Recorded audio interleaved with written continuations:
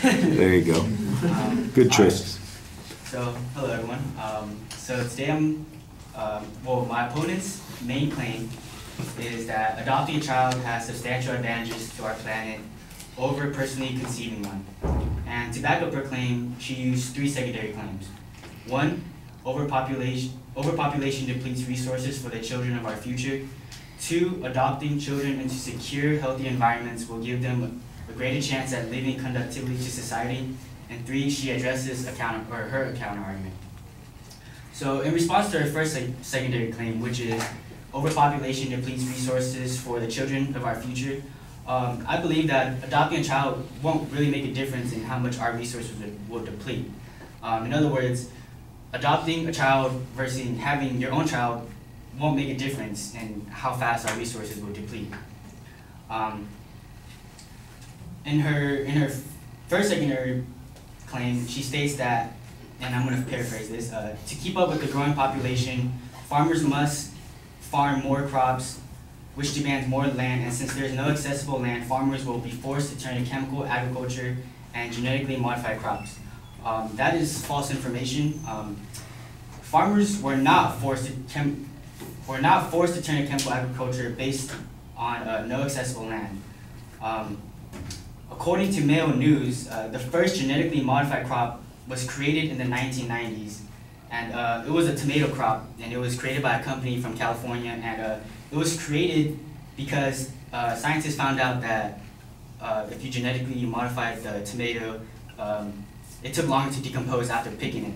So these farmers were not forced to choose genetically modified crops because there was no land.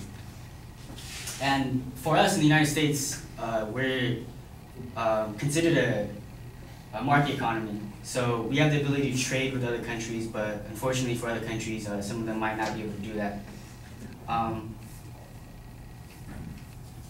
My opponent also talks about how countries continue to grow by 82 million people per year. That is partially not true. I found recent evidence. According to CNN, a new study found that Japan's population is actually going to shrink by 30% by 2060. So their population right now is 128 million, and by 2060, it's going to shrink down to 86.74 million. Now, in response to her secondary claim, my opponent states that adopting children into secure, healthy environments will give them a greater chance at living conductively to society. Evidence I found makes me believe that her claim isn't entirely true, because I believe that even if they are adopted to a healthy environment, it doesn't necessarily mean they will be like beneficial or conductively to our society or anyone's society. According to Orphan Hope International, they state that 14,505,000 children will grow up as orphans and age out of the system or become adopted by age 16. And Orphan Hope International also states and gives us statistics that 60% of the girls will become prostitutes and 70% of the boys become criminals. Just to get this straight, this is not in the U.S. This is not counting the U.S., but every country in the world, and of course including the U.S. Okay, my opponent also gives a statistic from Goldfarb and Spitz, and how their study found that children suffered from analytic depression. The statistic was formed in 1940, so that was about 70 years ago, and 70 years is a long time. So I believe that the information can be outdated and could have possibly changed over the years, but unfortunately, I couldn't find any recent statistics. Okay, so now on to her third secondary claim. I don't really understand why she gave a counter argument, but I do agree with her that us humans do want our own child. We do want to have our own kids and be able to call it, that's my child. But yeah, and of course we're humans, we're supposed to reproduce just like every other living thing on earth. But she brings religion into this, and every religion is different, and everyone is entitled to believe in what they want. So I don't really understand why she brought religion into this. And thank you.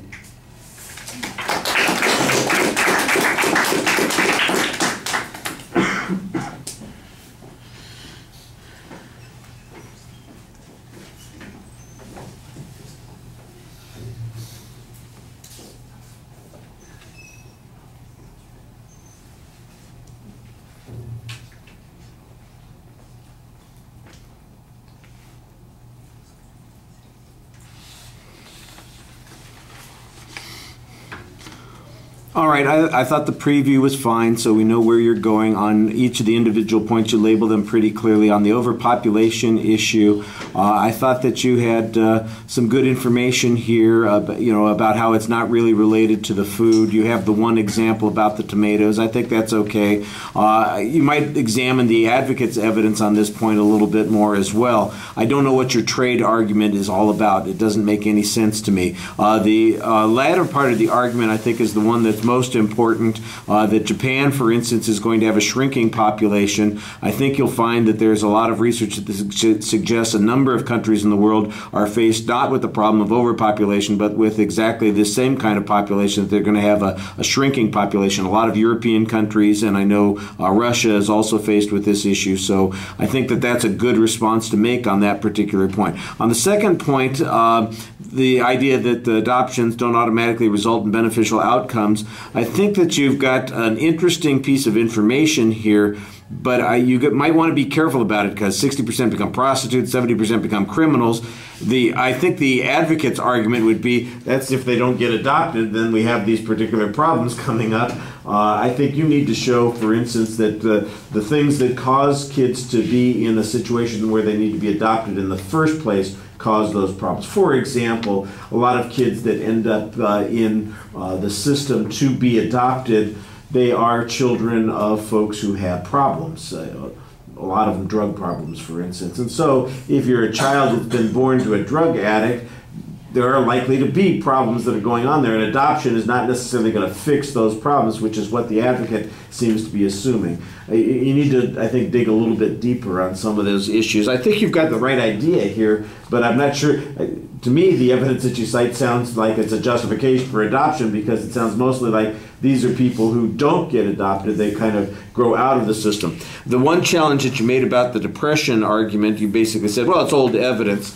Well, have conditions about orphans changed since that research was done originally? That's not hard to figure out. How are orphans treated differently than they were 70 years ago, at least in this country? The first thing that you can point to is there aren't any orphanages anymore.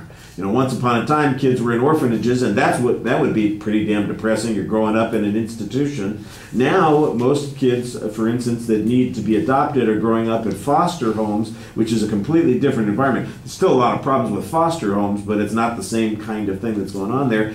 That doesn't require any, you can find that out in 2 minutes on Wikipedia, So you look around a little bit, and I think you'll find some extra information to help you with the argument. All right.